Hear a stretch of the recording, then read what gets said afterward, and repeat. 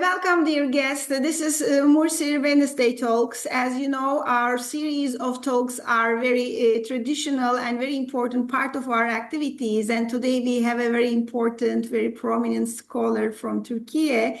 And we are planning to talk about the role of space race in the future of international relations. And in that frame, maybe the best expert in Turkey is the dear Itır. So it's a pleasure for us to host her here. And before leaving the floor to Professor Toksöz, I would like to explain briefly his very brief, let's say, the short biography. Dr. Itır Toksöz is an assistant professor at the Department of International Relations, Doğuş University in Istanbul, Turkey. She has a PhD in International Affairs from Northeastern University, USA, and MA in International Relations from University Paris, Panthéon-Sorbonne, France, and a BA from Marmara University from Kofon Department of Public Administration. So she's not a foreigner for us. So as well as serving in various administrative capacities at her university, she was the president of European Peace Research Association between 2012 and 2017, the national coordinator for Turkey at the Moon Village Association between 2021 and 2025, and is currently the global network coordinator at Moon Village Association. Her main areas of research interest are international security, conflict and peace studies, international relations theory, and especially science, technology, and arts in international relations, with a specific focus on space politics, as well as integrating studies of science fiction works into her research on space issues. She has published various articles and book chapters, presented several academic papers at conferences, and was invited as guest speaker to seminars and academic programs on space politics, mainly in Turkish, in English, and occasionally in French. Thanks again for accepting our invitation, and I'm sure this will be very, very beneficial for many scholars from IR. The floor is yours, dear Professor Toksöz. Thank you very much, first of all, for inviting me. It's always an honor and a pleasure to be talking at Marmara University, which is my first home, actually, academically, since I have my BA degree from Marmara University, as you have shared.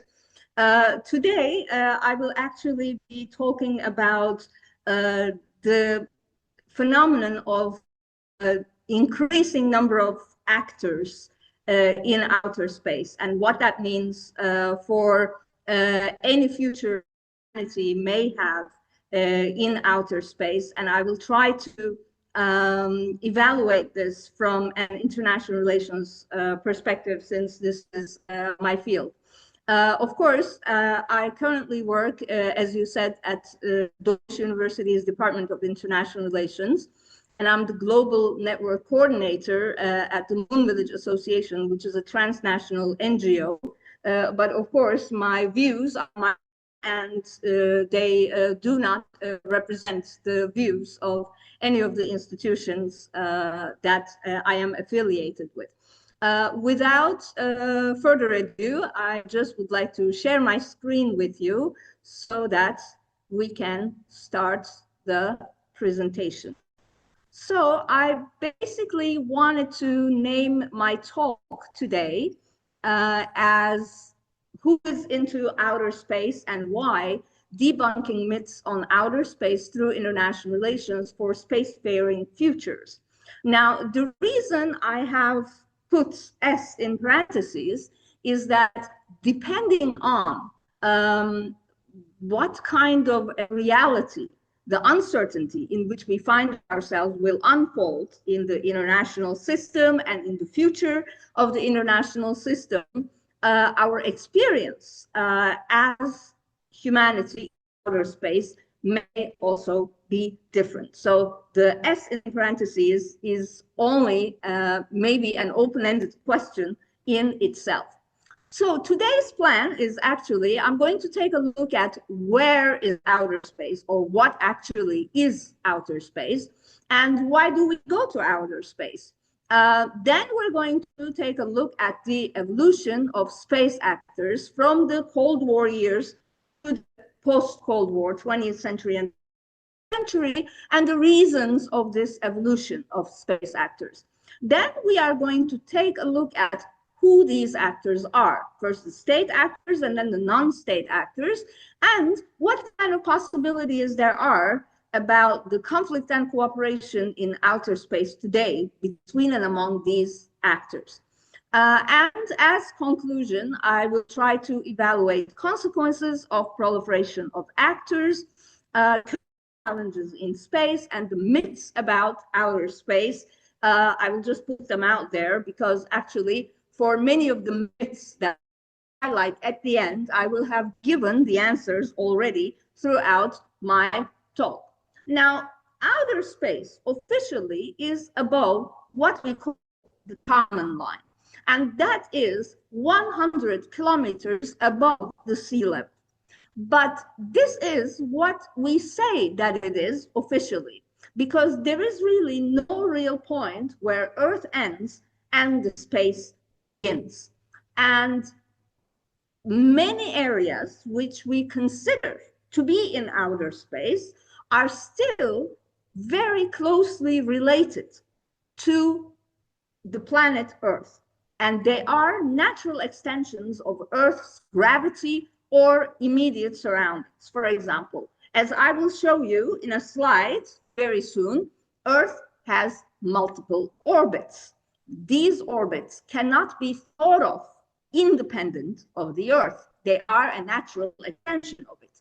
So are Lagrange points, are the points between the Sun and the Earth, where the gravity of the two celestial objects almost nullify one another, and which allows you to station certain vehicles in stationary or in a stable position in these points.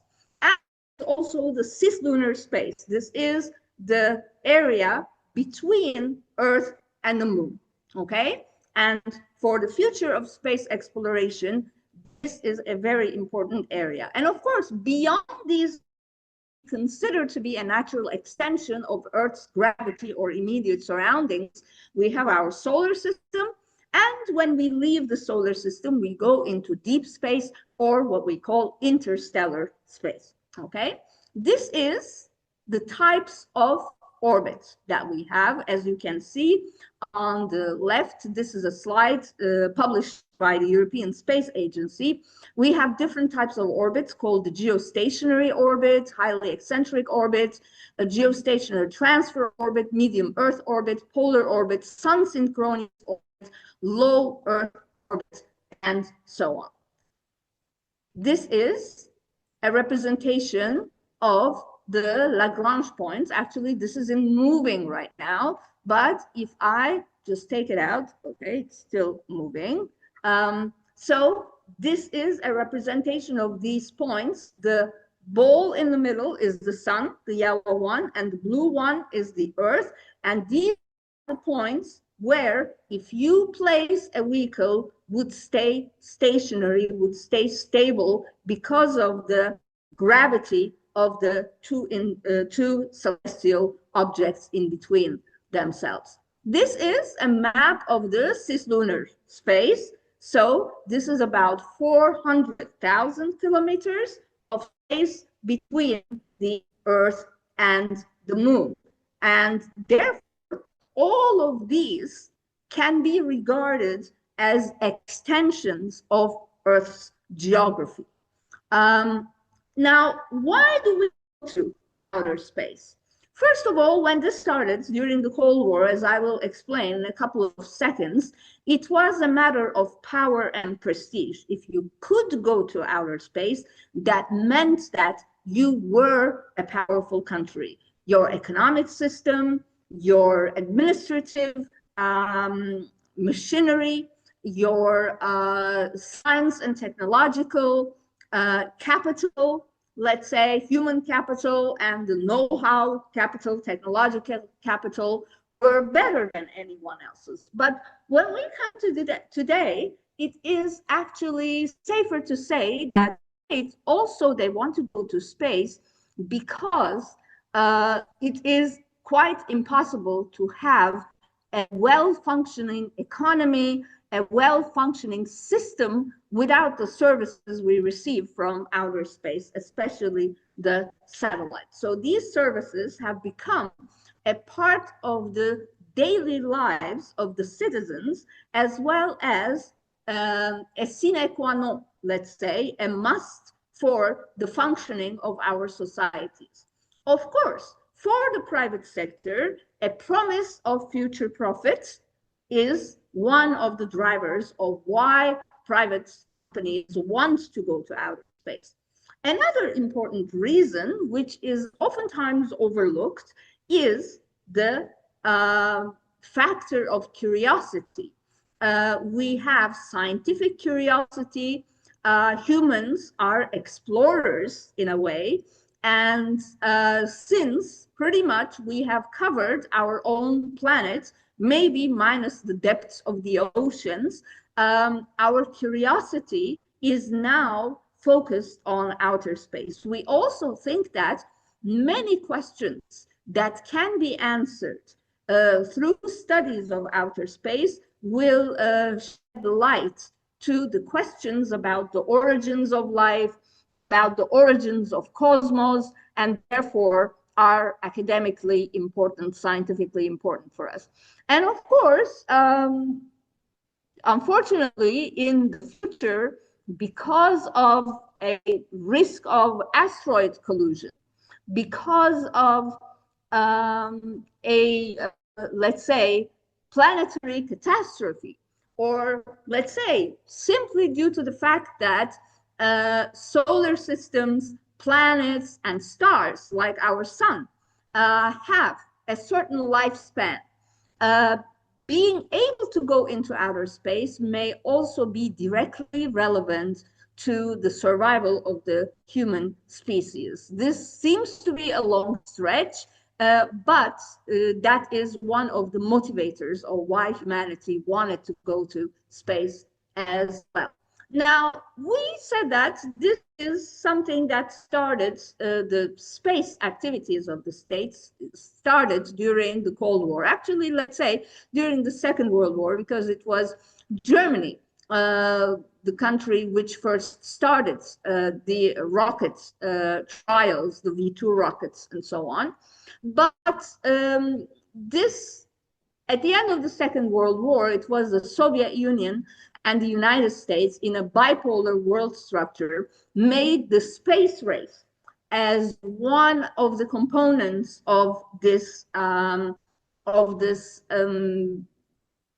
ideological rivalry. During that time, these two superpowers spent a lot of time building up their capabilities. This was an environment of conflict. Yet, of course, even at that time, space diplomacy was state diplomacy, because the two superpowers were in competition with one another.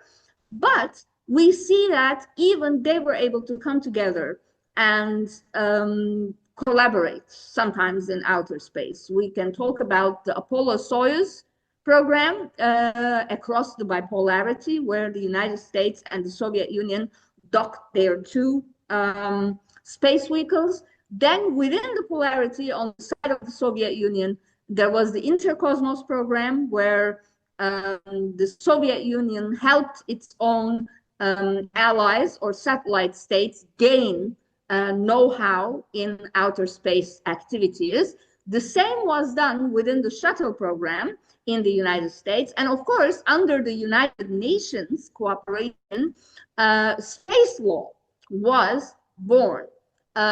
So the cornerstone of the outer space regime was pinned as the peaceful use of outer space. And between the years of 1967 and 1979, the United Nations passed with the United Nations Committee on the Peaceful Use of Outer Space and the United Nations Office of Outer Space Affairs, 5 peace treaties: Outer Space Treaty, Rescue Agreement, Space Liability Registration Convention, and the Moon Treaty. We can say that all of this is the fruits of the Cold War. The international law or the space regime that we still use today are the fruits of the Cold War. There was no major international treaty after the end of the Cold War, not even trust and confidence building measures accepted between and among the countries. And as well as these United Nations and international instruments, there were also other binding and non-binding instruments, such as the UN Charter, United Nations Convention on the Law of the Sea, Antarctica Treaty, Security Council resolutions, International Telecommunications Union documents, UNIDIR, and Conference on Disarmament documents, which at one point or another had something to say or could be applicable to the outer space regime as well. But when we come to the post-Cold War, during the 20th century, the state actors are still the space actors, but then space diplomacy becomes multilateral and institutional. We see the emergence of the most expensive vehicle ever built by humanity, which is the International Space Station, where 5 different space agencies come together and cooperate. This is a human habitat, continuously habitated or inhabited on lower Earth orbit, basically. Then we see the maturing of international or intergovernmental organizations like the European Agency, and then we see emerging space programs or space programs coming from developing but powerful countries like China, India, and Brazil. And when we come to the 21st century, this increased interest in space is even accelerated. As well, more and more emerging state actors, not only regional powers anymore, but even small countries getting into adopting space programs, non-state actors also start to show more and more interest in space affairs.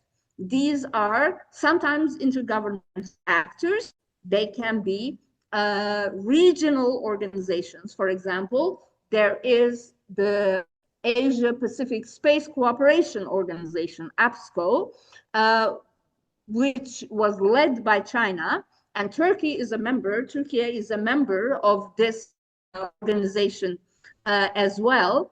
But these intergovernmental actors are not the only ones populating the scene. On the business side, we have space companies and an emerging space sector. Now, I will try to distinguish between the two in the following minutes. And then we have the non-governmental side. Several NGOs in different countries, and sometimes like the one that I am affiliated with, the Moon Village Association, in transnational capacity, they try to work on one or other aspect of space issues.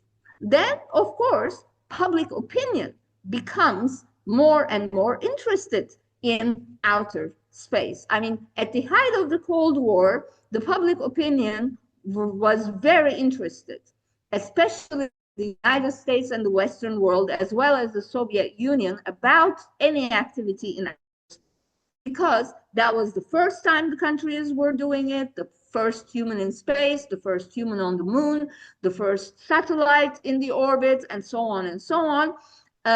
So the public attention was very high. But then this attention went down a little bit towards the end of the Cold War. And when the Cold War ended with this increased activity coming from multiple actors, the interest was revived. Of course, academia.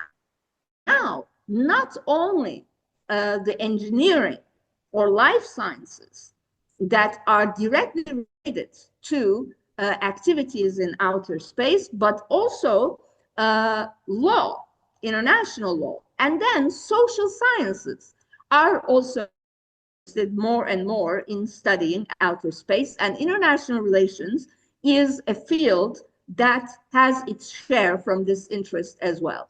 I mean, previously, people only used to study space issues from a historical maybe perspective on the Cold War, but today with the renewed interest, a variety of aspects of space activities are studied by scholars in our field of international relations as well.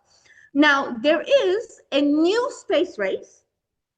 Now, I have put quote unquote the space race because the space race, this space race that I qualify or we qualify as new, is in general between the United States and up and coming space powers, especially China. But then we have another race, what we call new space as a terminology is the side, is the competition in the business side. And that in itself is a race as well. And these two races, the space race that is new space that also manifests itself as a race, they are intertwined. So this is quite a complex picture that this new development or phenomena gives us. There are non-binding documents on the table for discussion in order to add to the outer space regime during that time. Some of these are the Code of Conduct for Outer Space Activities that is endorsed by the European Union, the Hague Code of Conduct against ballistic missile proliferation. There is an open-ended working group on reducing space threats, etc. But none of these documents have been widely accepted. They are just on the table and being discussed.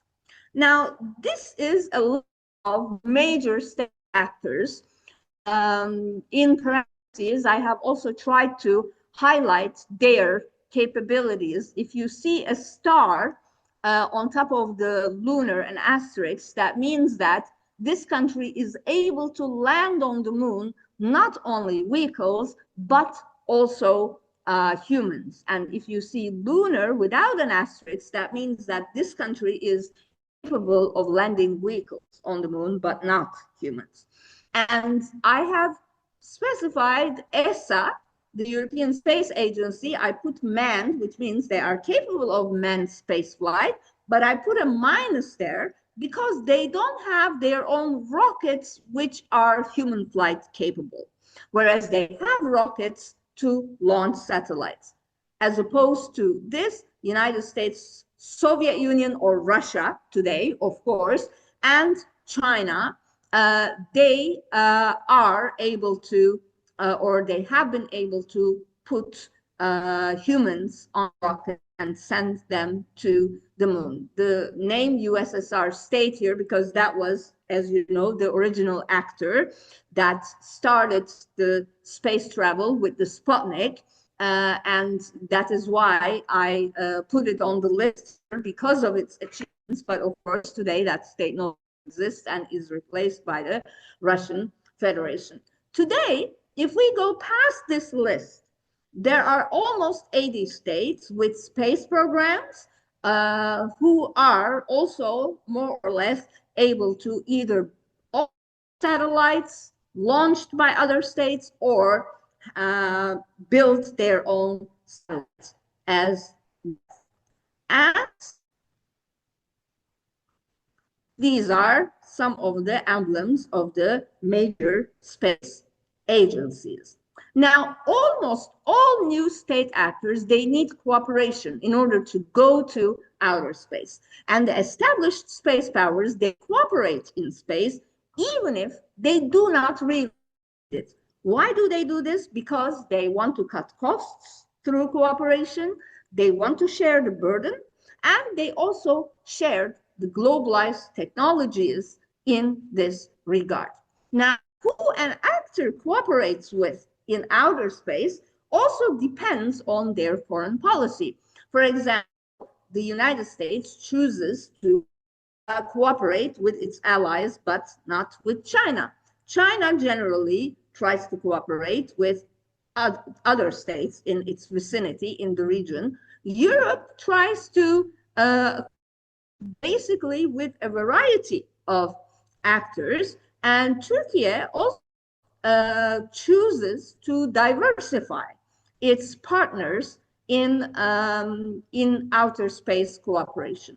So we can safely say that a state's foreign policy has a high significance for the success of a state's space activities. So why did we see an increase in the number of actors in space? The end of the Cold War, increased cooperation, increased prospects of conflict, more and more affordable technology, space technology becoming a must-have item, as I explained at the beginning of my talk, fears of space gap, which means fears of falling behind other actors who have already started their space programs, the spillover and the spin-off factors of developing technology that facilitates going into outer space, which can later be used for other purposes, increased public support, increased state support, prospective profit, the need for global governance, democratization of space when both more state actors and non-state actors,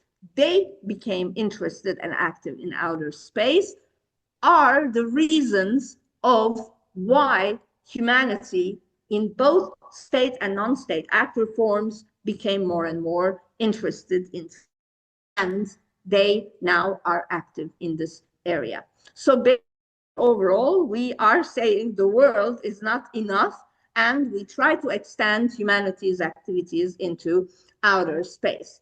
Now, I also try to give these examples, so I'm going to cut this a little bit short, but in terms of intergovernmental organizations, we have bodies under UN, other international organizations like the International Telecommunications Union, which distributes the orbital slots, several regional organizations, they are active in outer space.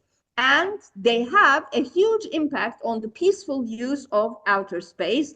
They try to develop codes of conduct, establish patterns of operation, they share the know-how, and they also try to share the burden and build trust with their activities.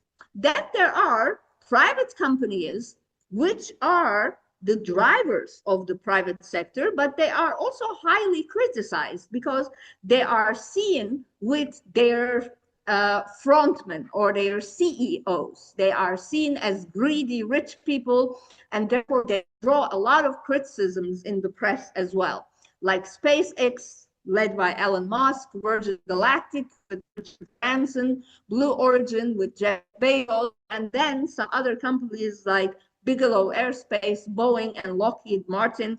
Some are also coming from the military industrial complex as well, or are military contractors.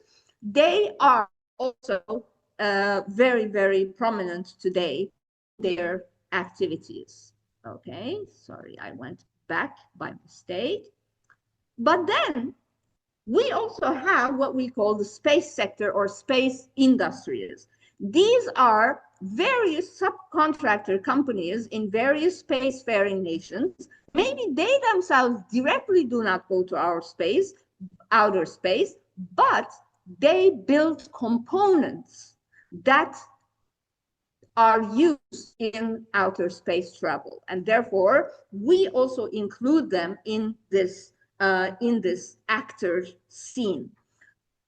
We do not have yet, say, multinational corporations, but in a lot of the science fiction films that I study, we see many multinational entities that engage in space travel. In the future, we may companies with shareholders from various different nations acting in outer space as well. And of course, as I said, universities with R&D, research and development in space, with their space exploration and the study of social sciences in space are also in this field.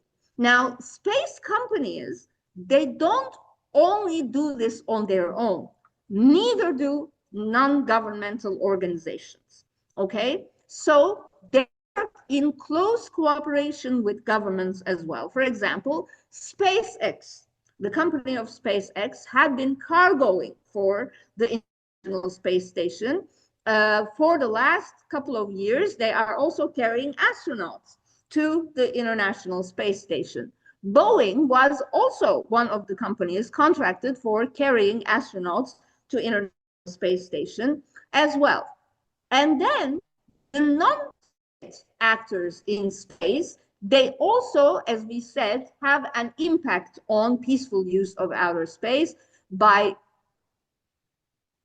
emphasizing the negative, let's say, by emphasizing profit making, but maybe this is a negative impact as well if you especially think of space activities as a worrisome area in which the capitalistic systems on Earth would reflect to further devastation in outer space. They may check state power in outer space. They may accentuate state power in outer space. For some people, this may be a negative impact as well, although for others, it may be a positive impact. The non-state actors, they put more emphasis on economic aspects of space competition. Of course, they are drivers of innovation. For example, reusable rockets that the SpaceX has developed are now state-of-the-art. They give a lot of employment opportunities for young STEM people, people coming from technology, engineering, mathematics, and medicine fields. And they may in the future even be active in solving some of the upcoming problems in space, which may be the space debris cleaning and so on. And as I also said, there may be some international non-governmental or national non-governmental organizations. I have just given some examples like Moon Village Association, Mars Society, Space Generation Advisory Council, International Nautical Foundation, Secure World Foundation, and so on and so on. Mostly US based. We also have a lot of national NGOs. And if you think again about universities, we may also put some of the research centers within universities under this title as well.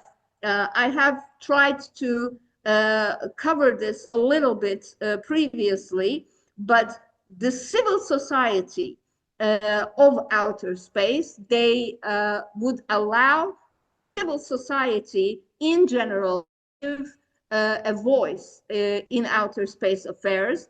They can lobby vis-a-vis national governments and intergovernmental organizations.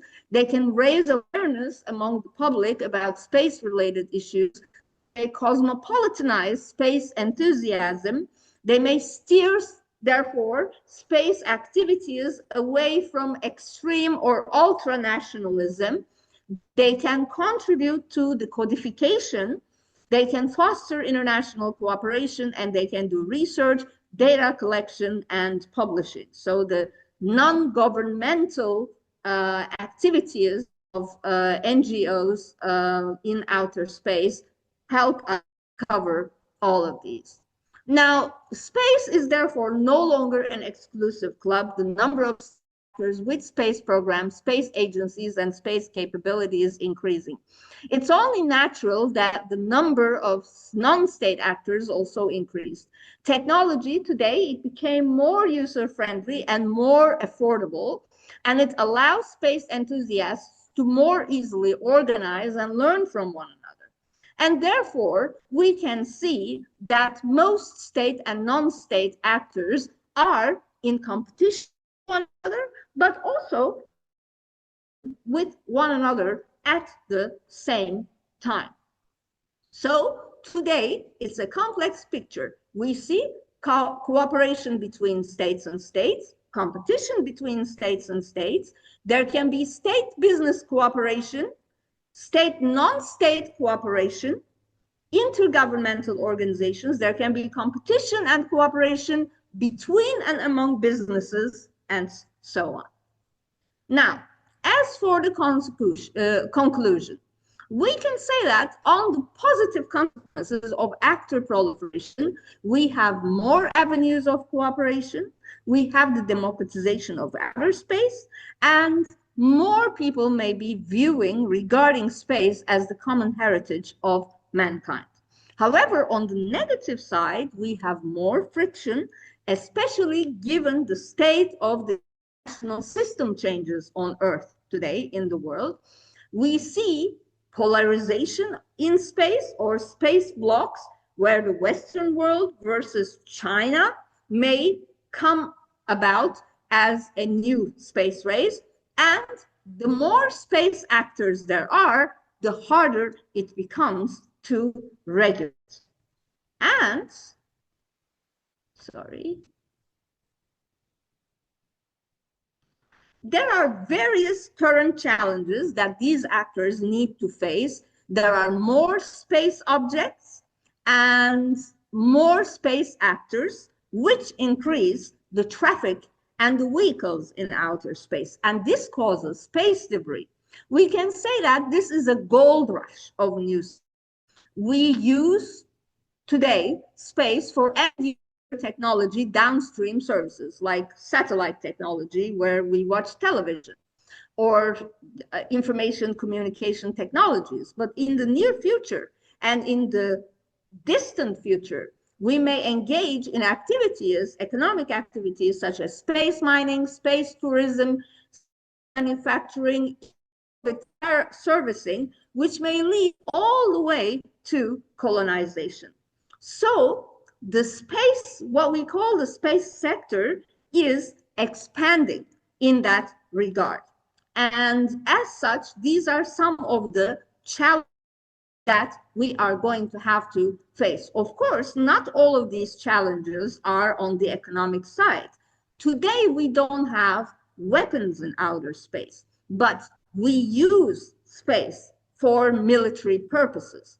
So space militarization and space securitization are also debated topics. Security of states by vehicles from the outer space, security of downstream services, and the security of space assets. So securing the very expensive vehicles we send to outer space from signal jamming, kinetic kill, collisions, or anti-satellite weapons are also important. And if the space debris problem becomes more severe, security of space, how we can safely fly into outer space, could also become a challenge. And the stagnation of the international law, whereas the activities increase, is a challenge in itself. So the regulatory frameworks need to be worked on, not only on the international side, but the states which have space programs, they also need to develop their own national law to be able to regulate their own space activities better. So in the immediate future and the near future, these are some of the current and future challenges that I have highlighted here. In the immediate future, or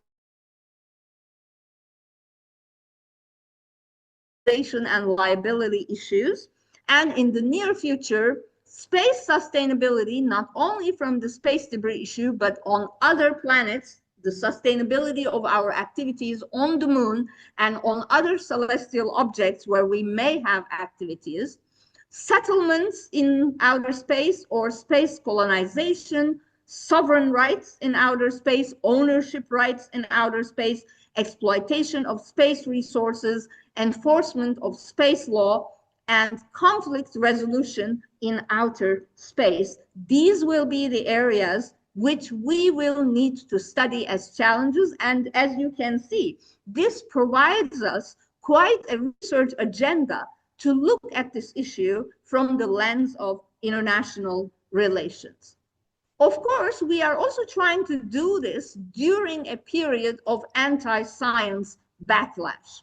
Space technology and other cutting-edge technologies which space industries will use and will heavily use in the future, such as AI, nanotechnology, material science, propulsion technologies, they need robust scientific thinking and scientific environments to advance. So can you take science out of space?